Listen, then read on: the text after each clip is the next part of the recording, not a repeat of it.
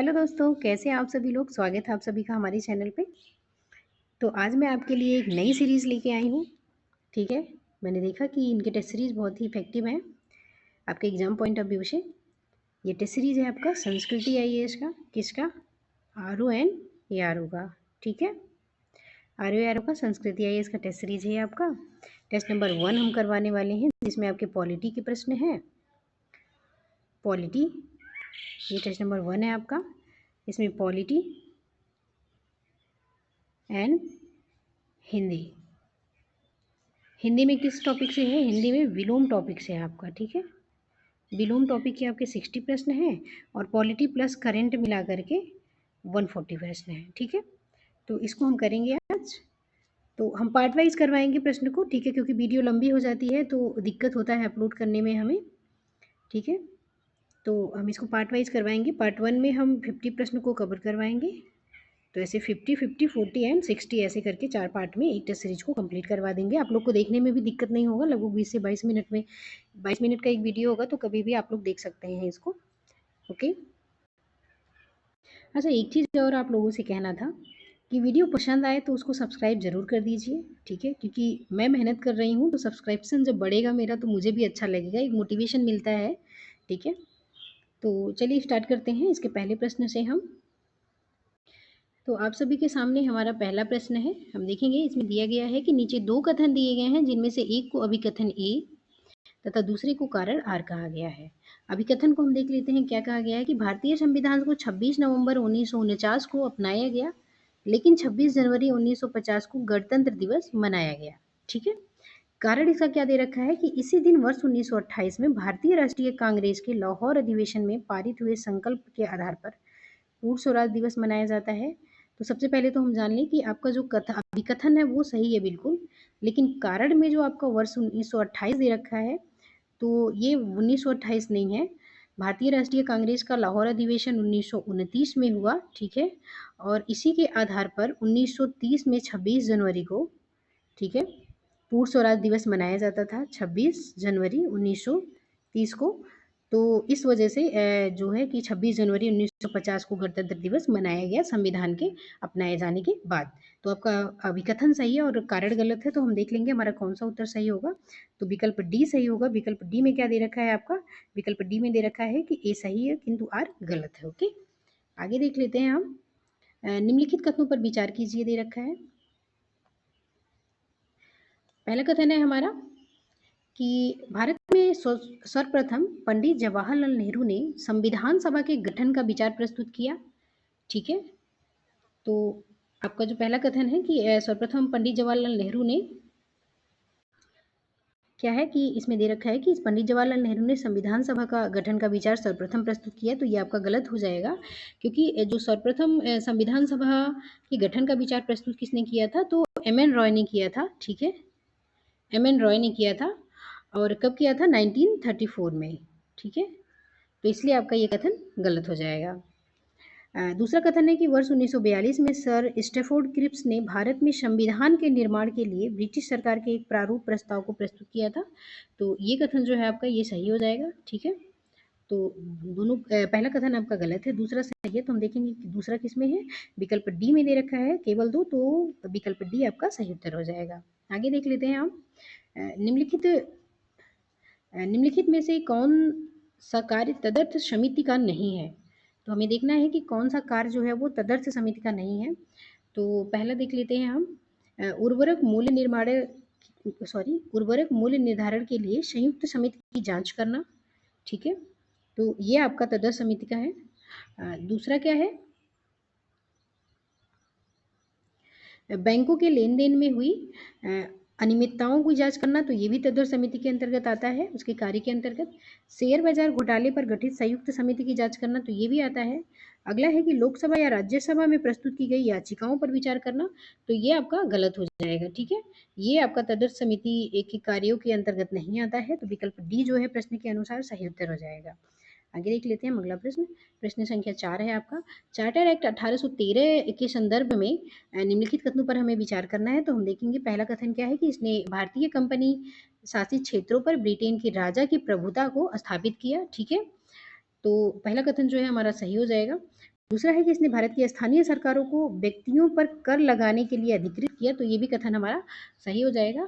तो सही उत्तर हमारा क्या हो जाएगा, विकल्प ए हो जाएगा, 1 और 2 दोनों। ठीक है, आगे हम देख लेते हैं निम्नलिखित में से कौन से अधिनियम द्वारा भारत में कंपनी के अधीन क्षेत्रों को पहली बार ब्रिटिश आधिपत्य का क्षेत्र कहा गया। ठीक है, तो किस अधिनियम के द्वारा ब्रिटिश आधिपत्य का क्षेत्र कहा गया भारत के कंपनी के अधीन जो क्षेत्र थे, तो वो आपका कहा गया था पिट्स इंडिया एक्ट जो 1784 का था, 1784 का जो पिट्स इंडिया एक्ट था, उसके तहत ब्रिटिश आधिपत्य क्षेत्र जो था उसे कंपनी के अधीन जो क्षेत्र था उसे ब्रिटिश आधिपत्य क्षेत्र कहा गया। तो विकल्प बी आपका सही उत्तर हो जाएगा। आगे देखते हैं प्रश्न संख्या 6 हम। तो इसमें दे रखा है कि 1813 के चार्टर अधिनियम के संदर्भ में निम्नलिखित कथनों पर विचार करना है। तो इसके अंतर्गत नए कानून के तहत बने कानूनों को एक्ट या अधिनियम कहा गया।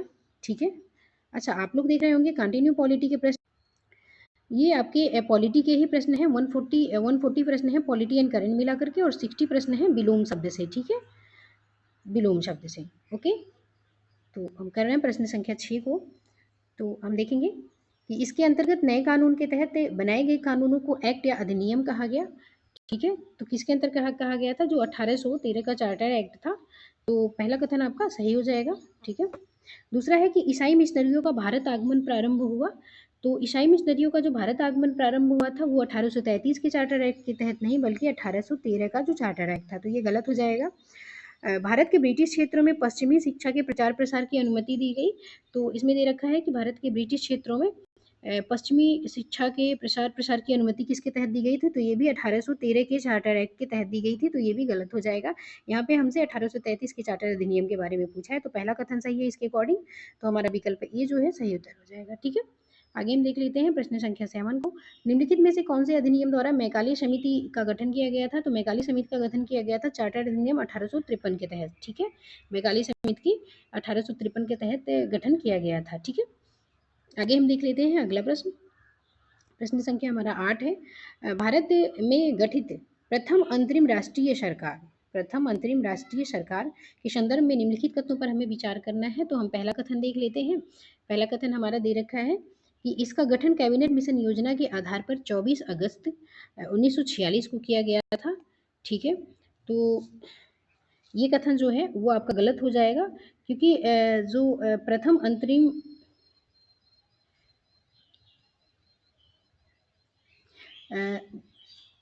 अंतरिम राष्ट्रीय सरकार का गठन जो होता है हुआ था वो नवनिर्वाचित जो संविधान सभा थी उसने 2 सितंबर 1946 को किया था, ना कि 24 अगस्त 1946 को। ठीक है, तो इस दिन क्या हुआ था, इस दिन कैबिनेट मिशन योजना की घोषणा हुई थी, बट जो नवनिर्वाचित संविधान सभा है उसने अंतरिम सरकार राष्ट्रीय सरकार का जो गठन है वो 2 सितंबर 1946 को किया था। तो पहला कथन आपका गलत हो जाएगा।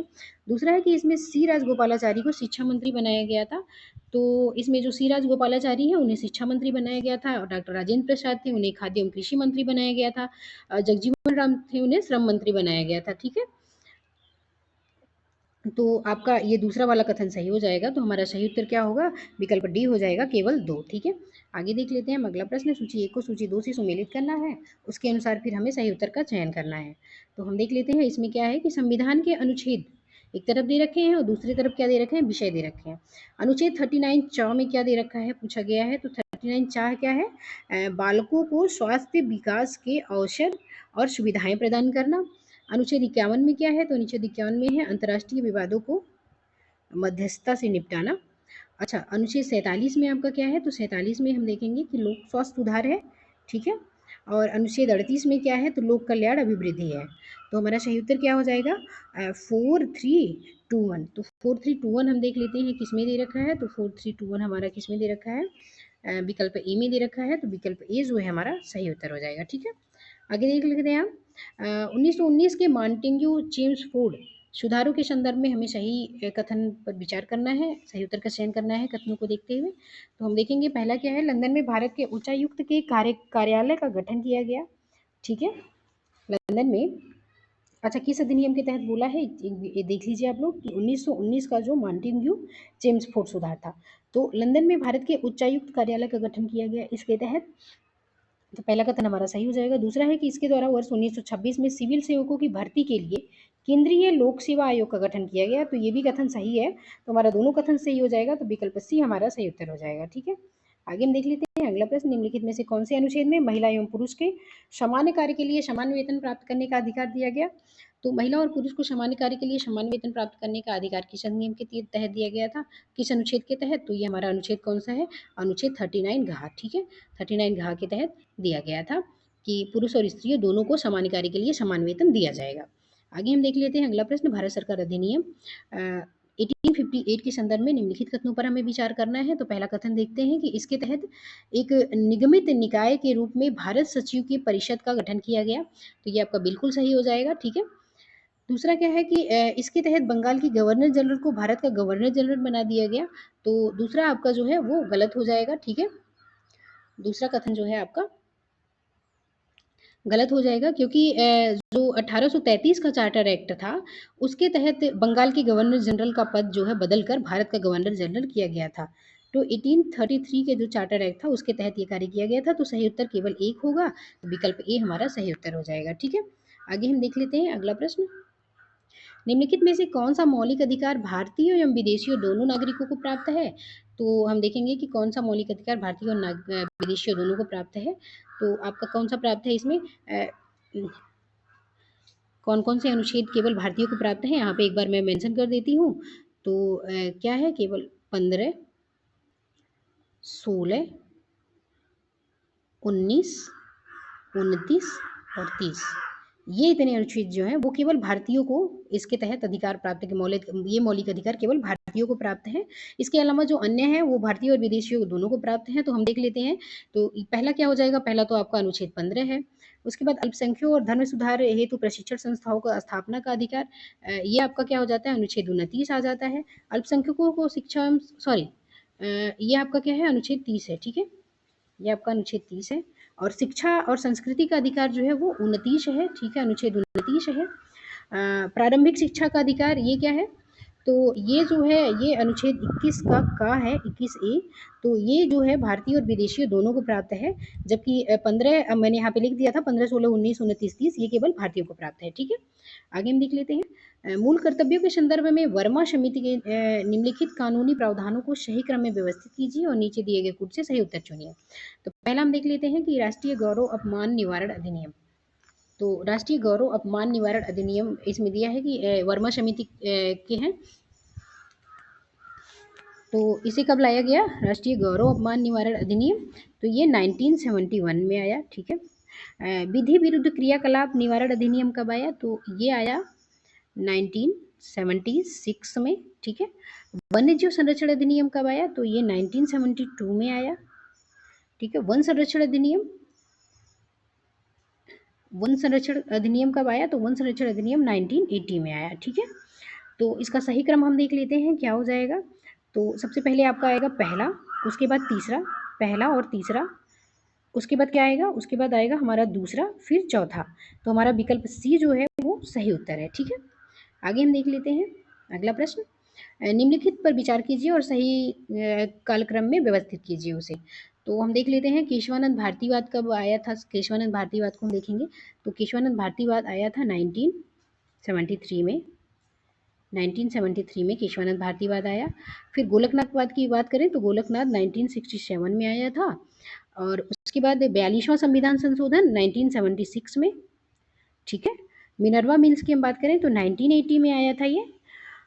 तो हम देख लेते हैं सही क्रम क्या हो जाएगा। तो सबसे पहले हमारा आएगा सेकंड, तो सेकंड के बाद क्या आ जाएगा, सेकंड के बाद फर्स्ट आएगा, सेकंड के बाद पहले सेकंड फिर फर्स्ट, फिर उसके बाद थर्ड, फिर फोर्थ। तो हम देखते हैं सेकंड, फर्स्ट, थर्ड, फोर्थ किस में है, तो हमारा विकल्प डी में दे रखा है, सेकंड, फर्स्ट, थर्ड, फोर्थ, तो विकल्प डी हमारा सही उत्तर हो जाएगा, ठीक है।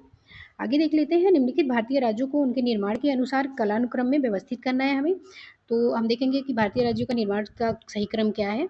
तो इसमें देखेंगे नागालैंड हमारा दे रखा है। तो नागालैंड का गठन कब हुआ, तो 1 दिसंबर 1963 में, ठीक है, इसे राज्य का दर्जा दिया गया। सिक्किम की बात करें तो सिक्किम कब है, 26 मई 1975 में, ठीक है। उसके बाद हरियाणा की बात कर लें तो 1 नवंबर 1966 में। मेघालय की हम बात करें तो मेघालय को कब दिया गया था, 20 जनवरी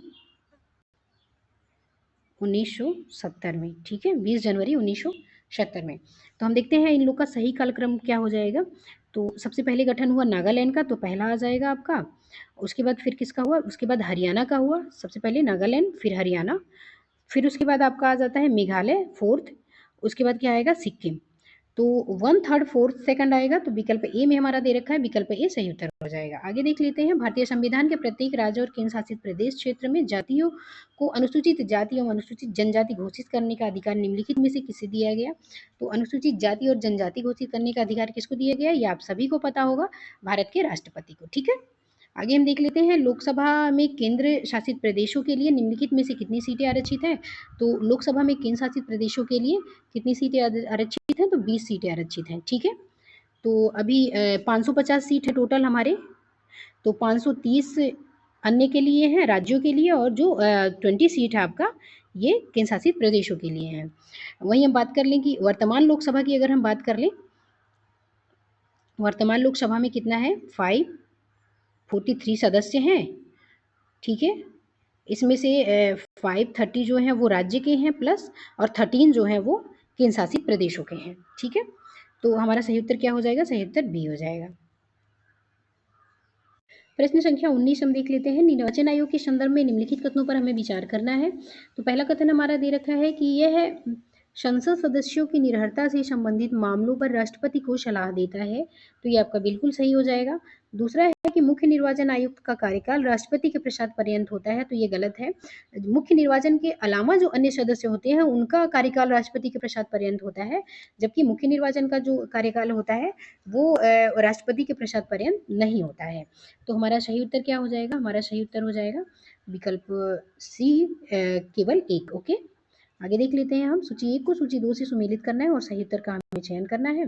तो हम देखेंगे क्या है कि केंद्रीय अन्वेषण ब्यूरो, इसका कब गठन हुआ था, तो केंद्रीय अन्वेषण ब्यूरो का गठन हुआ था 1963 में।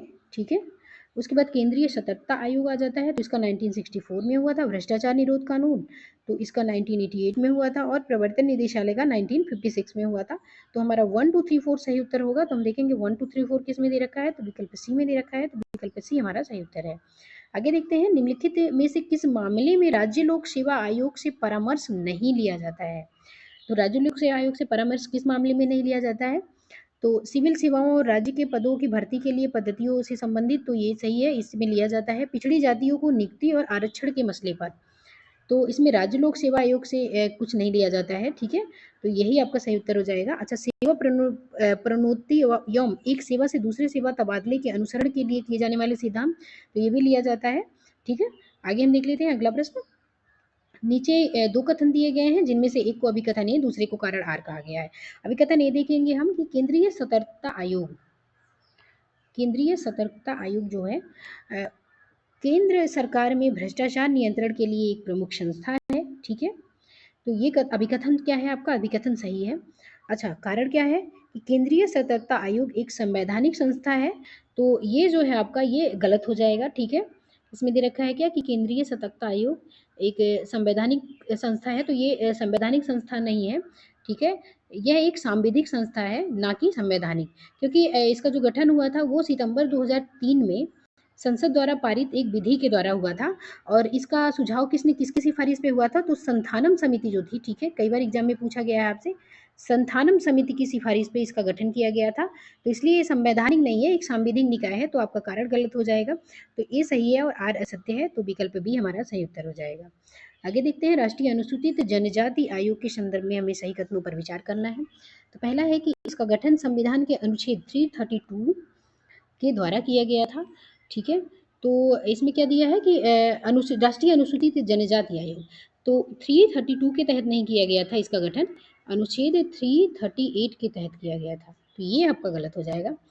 पहला क्या है कि उसके बाद क्या है कि आयोग का अपना वार्षिक प्रतिवेदन राष्ट्रपति को प्रेषित करता है, तो आयोग अपना वार्षिक प्रतिवेदन राष्ट्रपति को प्रेषित करता है, तो ये बिल्कुल सही है। तो हमारा सही उत्तर केवल 2 होगा, विकल्प डी हमारा सही उत्तर हो जाएगा। ठीक है, साइमन कमीशन की संस्तुतियों के संदर्भ में निम्नलिखित कथनों पर विचार करना है, तो और बताना है कि कौन सा सही नहीं है।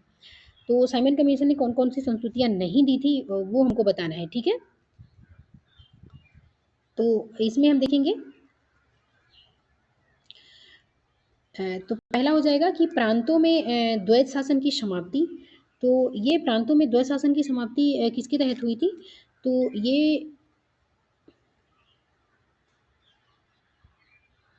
ये हुई थी, ठीक है, साइमन कमीशन के तहत। अच्छा, भावी संविधान के संघात्मक स्वरूप पर जोर, तो ये जो है ये नहीं हुआ था, ठीक है। प्रांतीय स्वायत्ता का प्रारंभ, तो ये भी आपका हुआ था। तो हमारा सही उत्तर क्या हो जाएगा? तो सही उत्तर हो जाएगा बी, क्योंकि पूछा है इनमें से कौन सा नहीं है, तो केवल दो नहीं है, ठीक है। तो विकल्प ए हमारा सही उत्तर हो जाएगा। आगे हम देख लेते हैं अगला प्रश्न। सूची एक को सूची दो से सुमेलित करना है और नीचे दिए गए कूट से सही उत्तर का चयन करना है। तो अनुच्छेद हमारे पास क्या दे रखा है? अनुच्छेद 29 दे रखा है। तो अनुच्छेद 29 किससे संबंधित है? तो ये क्या है कि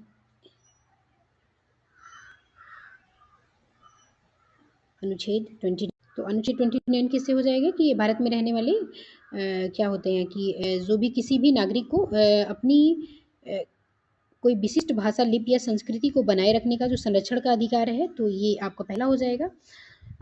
24 हम देख लेंगे। तो 24 में क्या दे रखा है? 14 वर्ष से कम आयु के जो बच्चे हैं, उनको कारखाना और खानों में अन्य खतरनाक कार्यों में संलिप्त ना किया जाए। तो ये आपका दूसरा हो जाएगा। अनुच्छेद 27 क्या है? तो 27 में दे रखा है हमारा कि किसी भी व्यक्ति को ऐसे कर देने के लिए बाध्य नहीं किया जा सकता जिसकी जमा राशि किसी विशिष्ट धर्म का पोषण करता हो। तो ये भी आपका ये सी का 3 हो जाएगा। और अनुच्छेद 30 क्या हो जाएगा? अल्पसंख्यकों को शिक्षण संस्थाओं और स्थापित करने का अधिकार। तो हमारा 1 2 3 4 होगा। तो 1 2 3 4 हम देख रहे हैं किस विकल्प में दे रखा है। तो 1 2 3 4 हमारा विकल्प सी में दे रखा है। तो विकल्प सी सही उत्तर हो जाएगा। अनुच्छेद, अब हम देखेंगे प्रश्न संख्या 26 को। तो परमादेश याचिका के बारे में यहाँ दे रखा है। तो परमादेश याचिका के बारे में हम देखेंगे। तो पहला कथन है हमारा कि यह सार्वजनिक अधिकारियों के लिए भी जारी की जा सकती है। तो ये बिल्कुल सही है आपका परमादेश वाला। अच्छा, किसी भी अधिकरण में चल रहे कनिष्ठ न्याय की उच्चतम न्यायालय जांच कर सकता है, ठीक है। तो ये आपका परमादेश में नहीं दे रखा है, ठीक है, ये उत्प्रेषण में दे रखा है, उत्प्रेषण में, ठीक है, ये उत्प्रेषण में आपका दे रखा है। तो दूसरा आपका गलत हो जाएगा। तो हमारा सही उत्तर क्या हो जाएगा? केवल एक, विकल्प ए, ठीक है। निम्नलिखित में से कौन से सार्वजनिक निगम हैं? तो सार्वजनिक निगम कौन कौन से हैं हमें ये बताना है। तो हम देखेंगे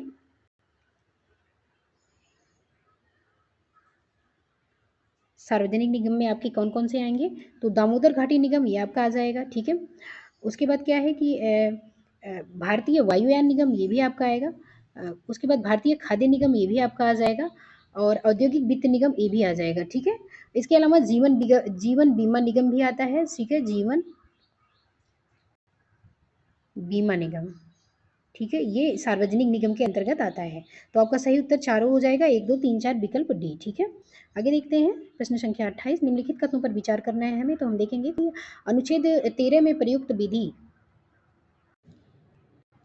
तो अनुच्छेद 13 में प्रयुक्त विधि के अंतर्गत अनुच्छेद 368 की प्रक्रिया के अनुसार किए गए संवैधानिक संशोधन को शामिल किया गया है। तो इसमें हम देखेंगे कि पहला कथन जो है हमारा गलत हो जाएगा, ठीक है, क्योंकि जो अनुच्छेद 13 के अंतर्गत विधि शब्द है उसके अंतर्गत वे संवैधानिक संशोधन में शामिल नहीं है, ठीक है। तो ये आपका गलत हो जाएगा। जो भी 368 के अनुसार किया गया हो संवैधानिक संशोधन, उसके अंतर्गत ये विधि शामिल नहीं होता है जो 13 के अंतर्गत दिया गया है। अच्छा, दूसरा हम देखेंगे जीवन बीमा निगम में अनुच्छेद 12 के अंतर्गत राज्य माना गया है। तो जीवन बीमा निगम अभी मैंने ऊपर ही बताया, ठीक है, तो ये राज्य माना गया है। तो दूसरा आपका सही हो जाएगा। तो केवल दो आपका विकल्प ए सही उत्तर है, ठीक है।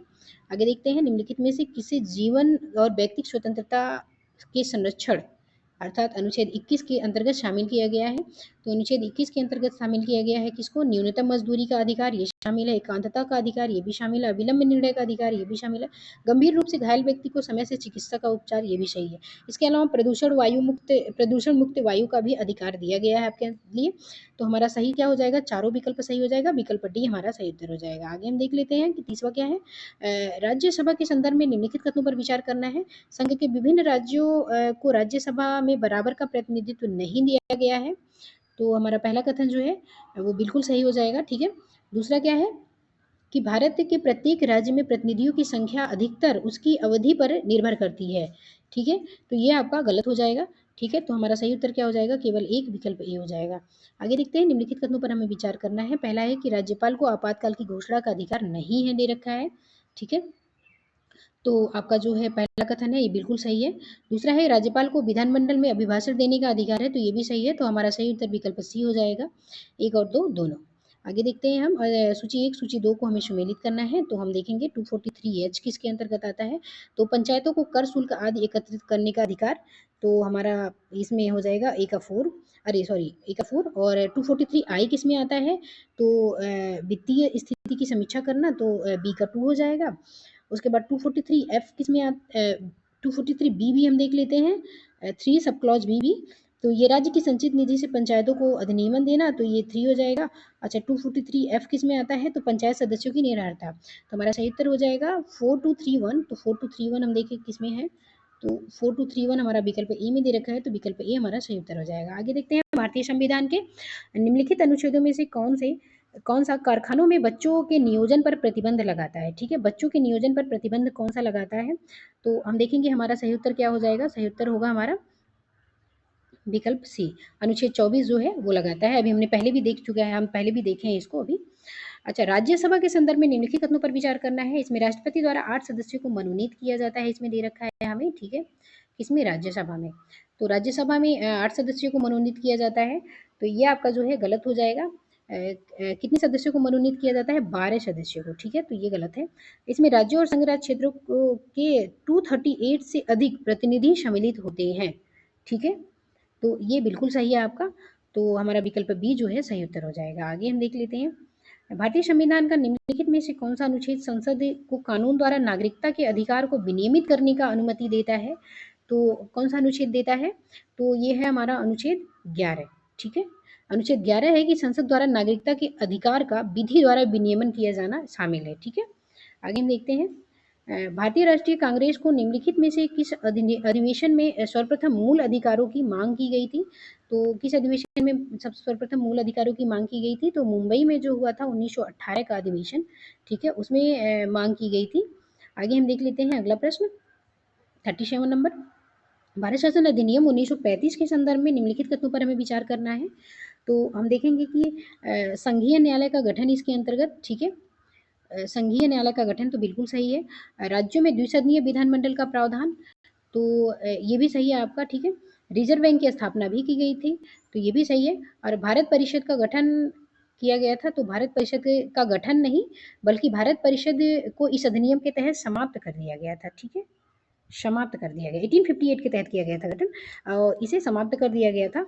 तो आपका सही उत्तर क्या हो जाएगा? सही उत्तर हो जाएगा 1 2 3 विकल्प बी। ठीक है, आगे हम देख लेते हैं साइमन आयोग के संदर्भ में निम्नलिखित कथनों पर हमें विचार करना है। साइमन आयोग के संदर्भ में पहला है कि इसे जो है भारतीय संवैधानिक आयोग भी कहा जाता है। किसे? साइमन आयोग को। ठीक है, तो ये आपका सही हो जाएगा। आयोग की नियुक्ति निर्धारित समय से 2 वर्ष पहले की गई थी, तो ये भी कथन आपका सही है। तीसरा है कि आयोग का उद्देश्य 1919 के अधिनियम के कार्यकरण की जांच करना था, तो ये भी सही है आपका। ठीक है, तो हमारा सही उत्तर क्या हो जाएगा? सही उत्तर हो जाएगा विकल्प सी। ठीक है, 1 2 और 3। आगे हम देख लेते हैं अंतरिम सरकार 1946 के सदस्यों के संदर्भ में निम्नलिखित कथनों पर विचार करना है। तो हम देखेंगे पहला क्या है कि परिषद में उपाध्यक्ष जवाहरलाल नेहरू। ठीक है, परिषद के उपाध्यक्ष कौन थे? जवाहरलाल नेहरू इसमें बोला गया है। किसमें? अंतरिम सरकार 1946 का जब गठन हुआ था, ये उस टाइम की बात किया जा रहा है। ठीक है, तो आपका ये सही हो जाएगा। मुस्लिम लीग की अनुपस्थिति थी।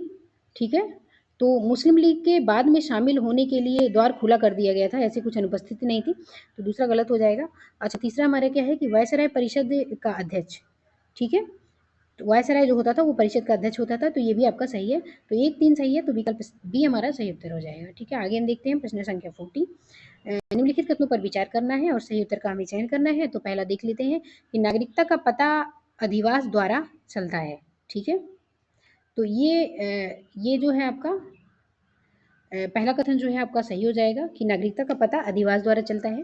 दूसरा क्या? अधिवास का संबंध मुख्यतः राज्य क्षेत्र से है। ठीक है, तो ये भी कथन आपका सही हो जाएगा, तो विकल्प सी सही उत्तर है। ठीक है, उत्तर प्रदेश के निम्नलिखित में से किस जनपद में बायोप्लास्टिक पार्क की स्थापना की जाएगी?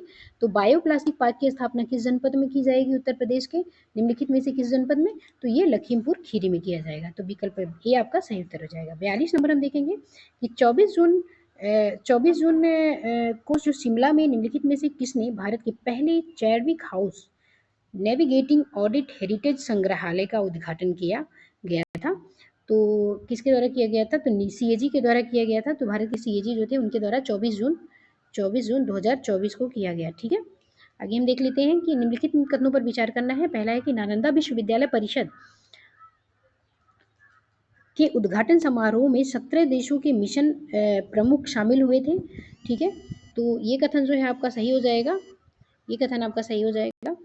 ठीक है, दूसरा है कि ये नया नालंदा विश्वविद्यालय एक गैर राज्य गैर लाभकारी स्वशासी अंतर्राष्ट्रीय संस्थान है। तो ये भी सही है, तो हमारा सही उत्तर हो जाएगा एक और दो दोनों। आगे हम देख लेते हैं अगला प्रश्न। भारत के निम्नलिखित में से किस संग्रहालय को यूनेस्को के प्रतिष्ठित प्रिक्स वार्सेल्स पुरस्कार से चयनित किया गया? तो किसे चयनित किया गया था हमको देखना है।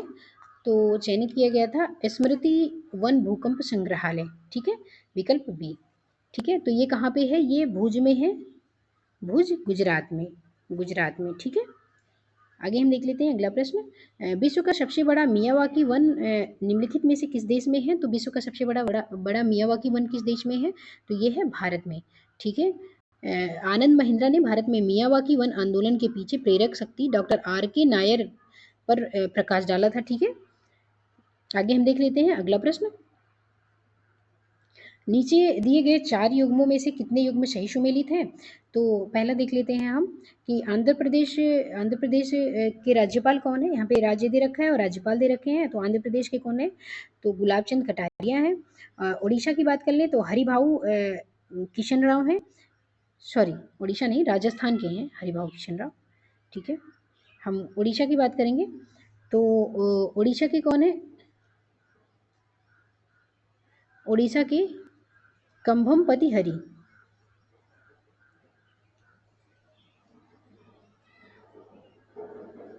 अच्छा, इसमें से कौन सा युग्म सही सुमेलित है दे रखा है? तो आपका ये भी सही सुमेलित नहीं है, ये भी नहीं है।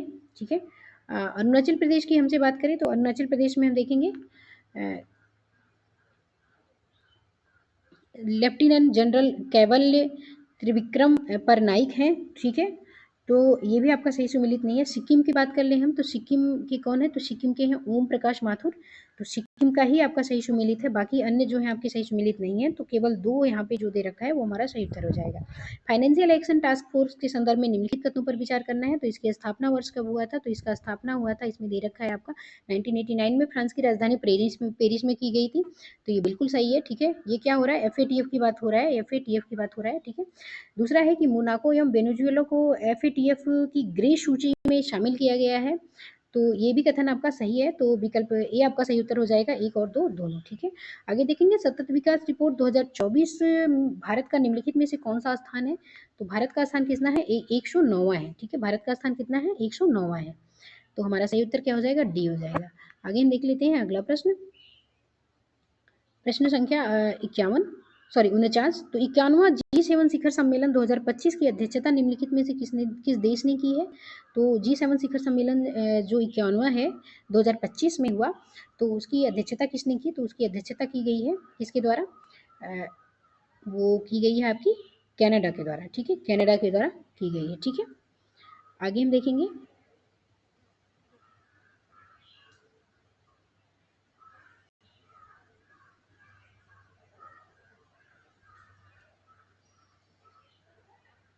एक मिनट। अच्छा, इस वीडियो का आखिरी प्रश्न हमारा क्या है? प्रश्न संख्या 50 नंबर है, तो वो हम करने जा रहे हैं। तो इसमें देखिए कि 50वां क्या दे रखा है कि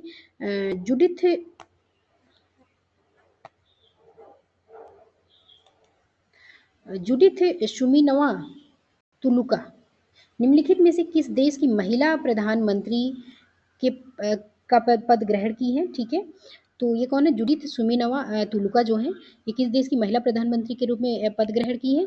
तो ये हमें बताना है। तो ये कांगो लोकतांत्रिक गणराज्य जो है उसकी महिला प्रधानमंत्री के रूप में पद इन्होंने ग्रहण किया है। ठीक है, तो हमारा सही उत्तर क्या हो जाएगा? विकल्प ए हो जाएगा। ठीक है, तो हम 50 प्रश्न कर चुके हैं, अगले वीडियो में भी हम 50 प्रश्न करेंगे। ऐसे ऐसे करके 4 पार्ट में हम वीडियो बनाएंगे एक टेस्ट का। ठीक है, धन्यवाद।